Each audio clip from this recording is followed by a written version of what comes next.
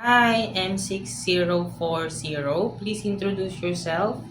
Good day, ma'am and sir. My name is Maribel Kaangwet, 42 years old. I'm high school graduate. I single. We have a live-in partner, one child boy, 13 years old. I live in Songsu, Ilawud, Bulan, Sorsogamit, Philippines. My Okay. work experience in Saudi Riyadh, Arabia for 2 years as a domestic helper. I serve six family members, four adult and one child. Okay. I my duties and responsibility as DH as cooking, cleaning, ironing clothes, and then wash Car washing, right? car wash. How many car do you car wash? Sometimes two or one Okay, every month. month, once a Yes, month. yes, sir. Okay. So, since I saw that you don't have any experience taking care of a newborn baby, my question is, it is okay to you to take care of a newborn? Yes, sir. Okay. Do you have an idea how to prepare a milk for a newborn baby? Yes, sir. Okay. Because you have child, right? Yes. So you are the Yes, one sir. who took care Yes. of your Yes, child. sir. I Oh, have. okay. Um, if the baby is crying, what will you do? I check the temperature and then the tummy and then diaper. Okay. And if the baby doesn't stop to cry after you did everything that you can, what will you do? I call madam. I'm my employer. She not stop the crying. So you will tell the employer that the baby doesn't stop to Yes, cry. yes, sir. Okay. Why do you want to work in Hong Kong?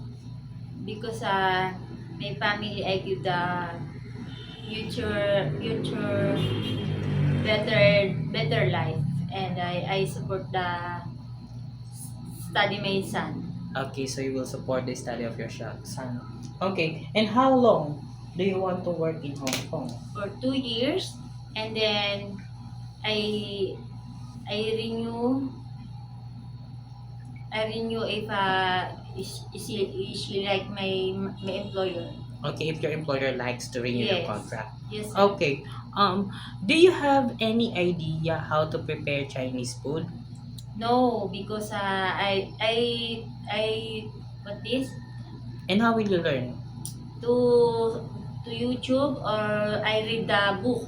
Okay, you will watch on Yes, YouTube. Okay. And also, if your employers have a time to prepare food for themselves, you could also help them so that you could learn, right? yes, Okay.